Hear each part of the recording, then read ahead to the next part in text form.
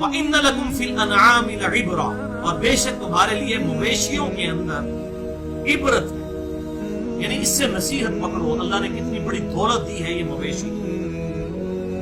مویشی چاہے گائے ہو، بھینس ہو، یا بھیڑ ہو، بکری ہو، اونٹ ہو، جتنے بھی مویشی ہیں۔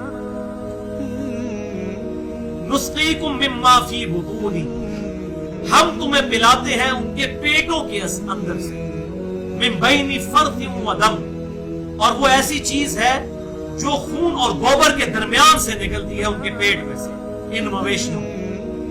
لبنا خالصا، خالص دودھ، سائغا للشاربین، اور یہ بڑا ہی خوش ذائقہ ہوتا ہے پینے والوں کو۔ آپ ذرا دودھ کو امیجن کریں، آپ ایون جب دودھ دویا جاتا ہے نا تو بھینس یا گائے کے جو تھن ہے نا ان کو آپ کاٹ کے بھی دیکھیں اس میں سے خون اور گوبر ہی نکلے گا، دودھ نہیں نکلے گا، وہ اسی وقت بن کے اس میں سے نکل رہا ہوگا۔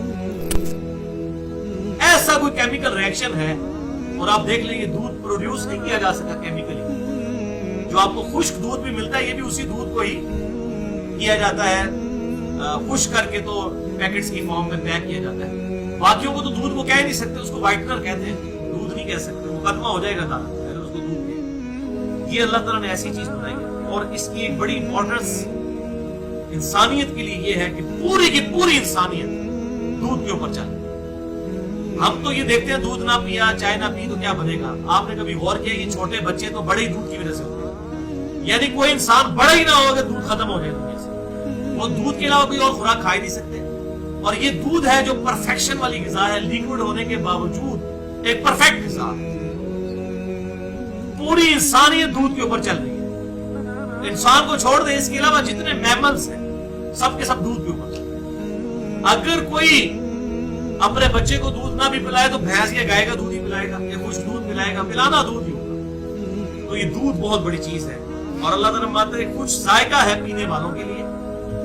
اب جو دودھ کے شوقین ہیں ان کے لیے بہت فائدہ مند چیز ہے، اور ان کے لیے کچھ ذائقہ بھی ہے، اور نہ بھی ہو بعض لوگ ہیں ان کو ڈائریکٹ دودھ اتنا پسند نہیں ہوتا، یعنی کہ مثلا مجھے دودھ اتنا اچھا نہیں لگتا پینے میں، خوشگوار نہیں لگتا، لیکن دودھ کی بنی ہوئی جتنی چیزیں وہ پسند ہے، دہی ہو، الفا ہو جائے، فلودہ ہو جائے، دودھ پتی ہو جائے، فیوریٹ بھائی مشروم جو ہے وہ دودھ پتی۔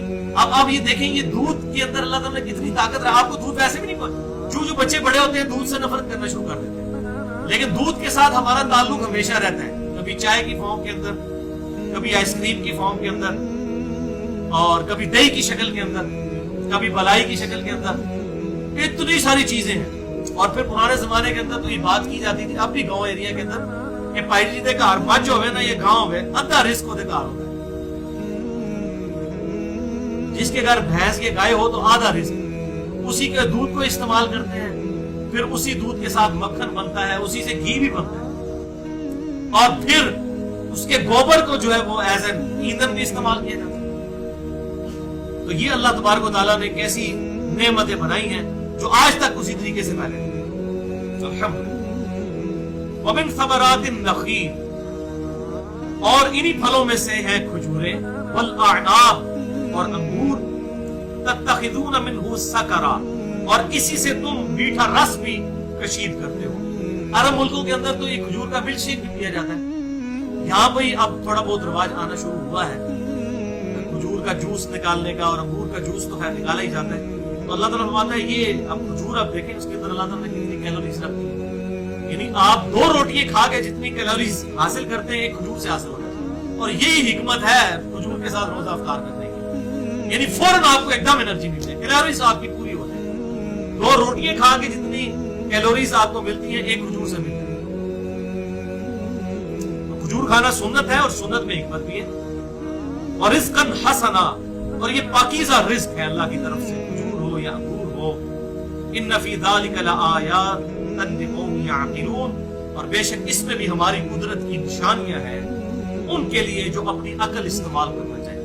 عقل استعمال کریں تو آپ دیکھ لیں اللہ تعالیٰ کی کتنی بڑی بڑی نشانیاں اس کائنات کے اندر موجود ہیں جس کے ذریعے وہ شخص اپنے گاڈ کو پہچان سکتے ہیں۔ اب ایک اور بڑی نشانی کا ذکر آ رہا ہے، وَأَوْحَى رَبُّكَ إِلَى النَّحْلِ، اور وحی کی تیرے رب نے شہد کی مکھی کی طرف، ہنی بی، النحل، اس کی وجہ سے اس سورت کا نام بھی النحل ہے، یعنی کتنی امپورٹنٹ چیز ہے یہ شہد کی مکھی۔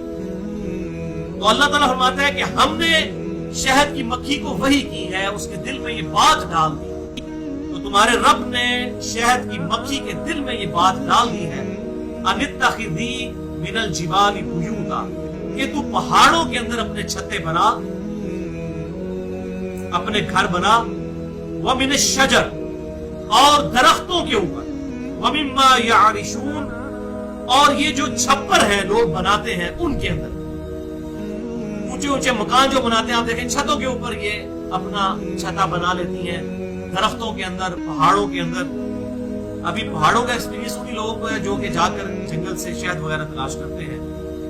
ثم کلی من کل الثمرات، اور پھر تو رس چوس ہر طرح کے پھلوں کا، فسلکی سبل ربک ذلولا، اور اس کے بعد اپنے رب کی جو آسان کردہ راہیں ہیں ان پر چل۔ اب یہ بڑی سائنٹیفک چیز ہے، یہ آج ڈسکور ہوئی ہے کہ یہ شہد کی مکھی کئی کلومیٹر دور تک چلی جاتی ہے پھولوں کا اور پھلوں کا رس چوسنے کے لیے، لیکن پھر اپنے چھتے میں واپس آ جاتی ہے۔ یہ ایسی راستے اس کے لیے ڈیفائن ہوئے ہیں کہ یہ جب جاتی ہے جس راستے سے، اسی راستے کو ڈیٹیکٹ کرتی ہوئی واپس بھی آ جاتی ہے، یعنی ایسی کوئی ویوز نکلتی ہیں جس کو یہ ڈیٹیکٹ کرتے ہیں، اور یہ اسی کی طرف اشارہ ہے کہ اللہ تعالیٰ فرماتا ہے کہ شہد کی مکھی ہم نے تیرے دل میں یہ بات ڈال دی ہے کہ تو پھلوں کا رس چوس اور اپنے رب کی آسان کی ہوئی راستوں کے اوپر چل۔ اب یہ بات کرنے کی ضرورت تو کوئی نہیں تھی، اتنے کافی تھا رس چوس اور واپس آ جا۔ یہ راستے کون سے ہیں یہ اللہ تعالیٰ نے ڈیفائن کر دیا اس کے لیے، جن راستوں کو وہ ڈیٹیکٹ کرتی ہوئی جاتی ہے، اور پھر کبھی ایسا نہیں ہوتا کہ ایک شہد کی مکھی جو ہے وہ کسی دوسرے چھتے میں جا کے بیٹھ جائے۔ اس کے اوپر آپ اگر نیشنل جغرافی کو ڈسکوری چینل کے اوپر اور اینیمل پلانٹ کے اوپر آپ دیکھیں تو آپ کو پتا چلے گا کہ یہ اللہ تبارک و تعالیٰ کی قدرت کا کتنا بڑا شاہکار ہے۔ یخرج من بطونها شراب مختلف، اور اس کے پیٹ سے نکلتا ہے شربت مختلف رنگوں والا، فیہ شفاء للناس، جس کے اندر لوگوں کے لیے شفا موجود ہے۔ شہد کے اندر جو اس کے پیٹ سے مختلف رنگوں کا نکلتا ہے، ہر علاقے کی مکھی کا ڈیفرنٹ مختلف کلرز ہوتے ہیں، بعض ڈارک براؤن کلر کا ہوتا ہے، بعض لائٹ کلر کا ہوتا ہے، بعض دیار کلر کا ہوتا ہے، مختلف ہوتے ہیں۔ تو اللہ تعالیٰ فرماتا ہے اس کے اندر ہم نے شفا رکھ دی ہے لوگوں۔ اس سے یہ بات پتہ چلی کہ اللہ تعالیٰ نے اسباب کے ساتھ دنیا کو جوڑا ہوا ہے، یعنی شہد کے اندر شفا اللہ نے رکھی ہے۔ اب یہ کوئی شرک نہیں ہے کہ کوئی کہے کہ شہد کے اندر شفا ہے، شفا دیتا تو خدا ہی ہے، اللہ ہی دیتا ہے، لیکن اس نے ذریعہ بنایا ہے۔ اس طرح دوائی کا استعمال کرنا سنت ہے، کہ میں ان فنیٹکس کا رد کر رہا ہوں کہ جو اسباب اختیار کرنے کو توحید کے منافی سمجھتے ہیں۔ یہ توحید کا ہی تقاضا ہے، اللہ ہی نے اس شہد کے اندر شفا رکھی ہے۔ اور آپ اس حدیث کو بھی یاد کر لیجئے، بخاری اور مسلم کی متفق علیہ حدیث ہے کہ ایک صحابی آپ صلی اللہ علیہ وسلم کی خدمت میں حاضر ہوئے، انہوں نے کہا یا رسول اللہ صلی اللہ علیہ وسلم میرے بھائی کا پیٹ خراب ہو گیا۔ آپ صلی اللہ علیہ وسلم نے فرمایا اسے شہد دو، شہد دیا اور خراب ہو گیا۔ اس نے آگے پھر کہا یا رسول اللہ صلی اللہ علیہ وسلم میں نے شہد دیا ہے لیکن تب یہ سنبھل نہیں رہی، مزید بگڑ رہی ہے۔ تو آپ صلی اللہ علیہ وسلم نے فرمایا کہ شہد دو اور شہد دو۔ دوسری دفعہ بھی اس طرح ہوا، تیسری دفعہ پھر آیا تو آپ نے فرمایا کہ تیرے بھائی کا پیٹ جھوٹا ہے، اللہ کا کلام سچا ہے، شہد کے اندر شفا ہے اور شہد دے۔ جب انہوں نے تیسری دفعہ شہد دیا یا چوتھی دفعہ تو اللہ تعالیٰ کی طرف سے شفا ہو۔ تو شہد کے اندر شفا ہے اللہ تعالیٰ کی طرف سے، اینٹی سیپٹک بھی ہے یہ، یعنی اگر کسی زخم کے اوپر لگا دیا جائے تو وہاں بیکٹیریاز اور جرمز پرورش نہیں پا سکتے، جس طرح نمک ہے۔ اس طرح اللہ تعالیٰ کی قدرت کی بہت بڑی نشانی ہے شہد۔ ان فی ذلک لآیۃ لقوم یتفکرون، لیکن ان قدرت کی نشانیوں کے اندر انہی لوگوں کے لیے عبرت ہے، انہی کے لیے نشانیاں ہیں کہ جو اپنی عقل استعمال کرنا چاہیں، غور و تفکر کریں۔ عقل نہ ہوئے تو بھائی جی موجے ہی موجا اپنی مرضی کی زندگی گزارو، لیکن عقل ہوئے تو سوچے ہی سوچا۔ جس کو عقل ہوگی تو وہ سوچے گا کہ بھائی نہیں، مجھے اگر کسی نے میری مرضی کے بغیر پیدا کیا ہے تو میرے ساتھ کچھ بھی کرنے پر قادر ہے۔